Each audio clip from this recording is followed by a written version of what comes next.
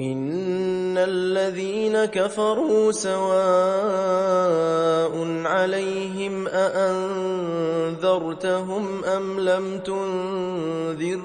لا يؤمنون ختم الله على قلوبهم وعلى سمعهم وعلى أبصارهم غشاوة ولهم عذاب عظيم ومن الناس من يقول آمنا بالله وباليوم الآخر وما هم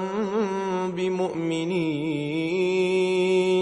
يخادعون الله والذين آمنوا